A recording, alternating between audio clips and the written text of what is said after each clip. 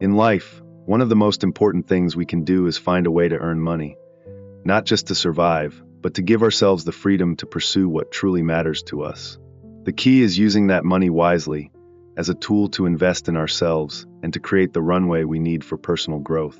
It's often said that many of the Stoics were wealthy, and while Stoicism isn't a shortcut to becoming rich, it's interesting to note that many Stoics, from the affluent Seneca to the humble Epictetus, had financial stability. But wealth for them wasn't just about money. It was about a deeper understanding of life's true needs. These Stoics weren't obsessed with luxury or status. Instead, they embraced a life that was rich in purpose, meaning, and contentment. They understood what was truly valuable and knew that they didn't need to accumulate more than what was enough. Whether they had wealth like Seneca or lived modestly like Epictetus, they felt secure, empowered, and focused on living a life full of intention. That's what today's discussion is about: how we can all live as wealthy Stoics, both literally and figuratively. How can we learn from their philosophy to create a life that is prosperous in every sense of the word? One lesson the Stoics impart is this: if your money isn't giving you more freedom, then what good is it? Seneca famously said that time is our most precious resource, and yet we often squander it. We chase money but lose sight of the fact that time is the ultimate asset. True wealth is not just about accumulating cash. It's about gaining the freedom to spend your time doing what you value most. Another Stoic insight is that wealth doesn't automatically make you wise. In fact, there are countless wealthy people who are still shallow or unfulfilled.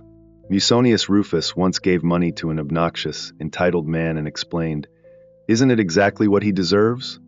Wealth, in the Stoic view, is only valuable when it is used to elevate your character and enable generosity.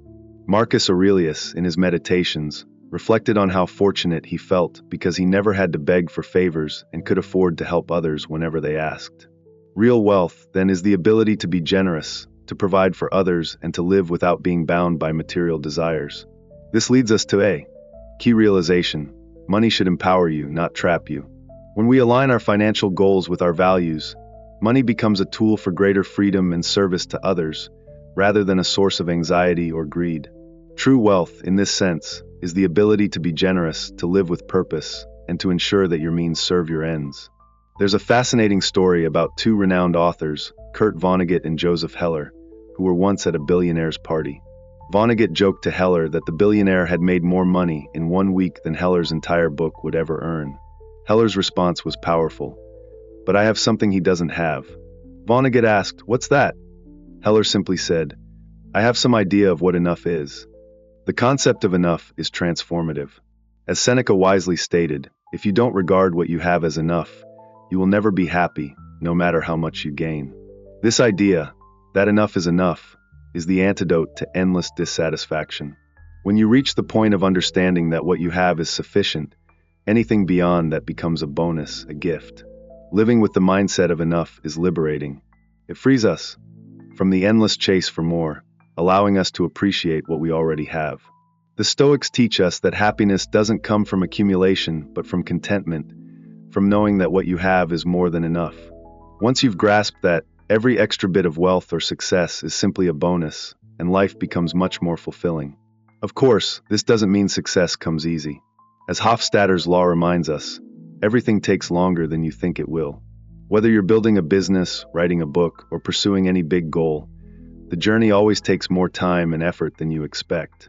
When I started out, I thought things would unfold quickly, but the truth is, it took years of hard work before I hit any real milestones.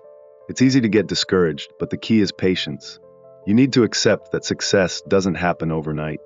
If you can learn to delay gratification and endure the process, you'll be in a much stronger position to succeed in the long run. One of the best decisions I made early in my career was to not quit my job to become a writer right away. I kept my full-time job and wrote 3 books while still working. There's a prevailing myth that to truly succeed, you have to go all in, burn the boats, and risk everything. But the reality is, patience and a steady, strategic approach often yield better results than impulsive action. In the end, it's not about how fast you achieve your goals, but about having the resilience to keep going even when things don't move as quickly as you'd like. In the spirit of the Stoics, the ultimate goal isn't to accumulate wealth for wealth's sake. It's to use what you earn to create a life of freedom, to align your values with your actions, and to be of service to others. When we understand what enough truly means, we can stop chasing things that don't matter and focus on what brings genuine fulfillment. And in the end, that's the wealth that truly counts. The Stoic path to wealth, freedom, and fulfillment, the journey to success and financial independence, doesn't always follow a straight path. Some are born into privilege, with trust funds and financial backing that give them a head start. For others, like myself, the reality is different. We must earn our own way. But, rather than seeing this as a setback, I saw my job as an investment in myself, a stepping stone that provided the stability to build something greater. Many of the ancient Stoics, Seneca, for example, came from wealthy families. They had vast estates, tended by servants, and financial security that allowed them to focus entirely on philosophy. But that kind of privilege isn't a prerequisite for living a life of meaning and purpose. We all have to find a way to earn, to create our own financial stability, and to use that as a tool for freedom rather than a trap. I made a conscious decision to keep working while pursuing my passion. I squeezed in time before work, after work, on weekends, slowly and deliberately building my platform, networking, and refining my craft. This approach gave me patience and leverage. When I pitched the obstacle as the way, my publisher offered me less than half of what I had made from my first book. But because I had a steady income, I didn't have to compromise. I had the financial breathing room to bet on myself, to take my time, and to produce something of real value. If I had recklessly quit my job and taken a blind leap, I wouldn't have had the space to develop my work properly. That decision, to keep earning while building, was one of the best financial moves I ever made. If you don't take the money, they can't tell you what to do. That's a quote from legendary photographer Bill Cunningham, and it carries profound wisdom. It's not that people are always out to control you with money, but when you become dependent on a salary, on status, on luxury, you inevitably sacrifice some level of autonomy. Cato, one of the great Stoics, put it another way: nothing is cheap if it is superfluous. If you don't need it, if you don't truly want it, then why pursue it? In chasing things we don't genuinely value, we enslave ourselves to jobs we hate, to obligations we resent, to people who don't have our best interests at heart. Stoicism isn't about rejecting money. It's about understanding its role. Wealth should serve you, not the other way around. True wealth isn't just about the size of your bank account. It's about freedom, security, and the ability to live in alignment with your values. Stoicism was never meant to be a philosophy of suffering. It was designed to help people live what the ancients called the good life. It's about thriving, succeeding, and finding happiness in any circumstances. That's why true wealth, in the Stoic sense, is more than just financial. It's about freedom, peace of mind, and self-sufficiency. Seneca himself acknowledged this when he said, "Poverty isn't having too little, it's wanting more."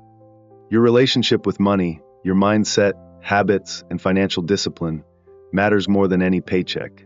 A Stoic understands that money is a tool, not the goal. It's something to be managed wisely, used intentionally, and never allowed to dictate our values or self-worth. There's a common misconception that philosophy and wealth don't mix, that to be a true thinker, one must reject financial success. But that's not true Stoicism. The Stoics never dismissed money as irrelevant. They simply refused to be enslaved by it. If you have the ability to earn well in your profession, why wouldn't you?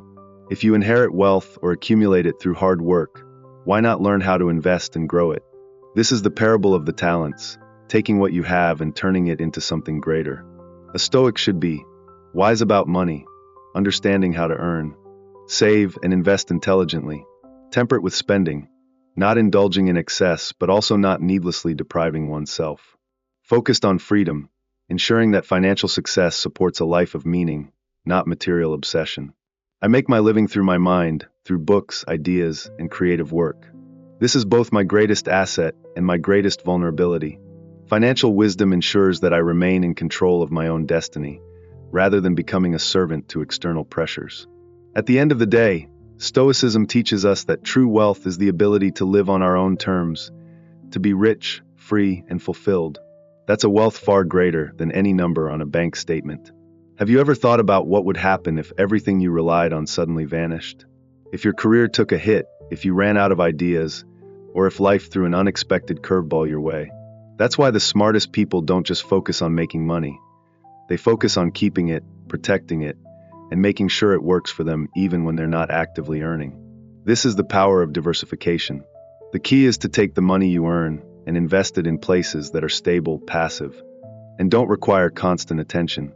Real estate, private lending, index funds, these aren't just financial strategies. They are safety nets, allowing you to make decisions from a place of confidence rather than fear. When you're financially secure, you can be more creative, take risks, and make choices based on passion instead of desperation. The biggest mistake? Putting all your eggs in one basket. Imagine someone who writes about tech, invests in tech, and works for a tech startup. If that industry collapses, so does their entire livelihood. That's the opposite of financial resilience. The Stoics weren't afraid of risk, but they managed it wisely. Diversification isn't about playing it safe.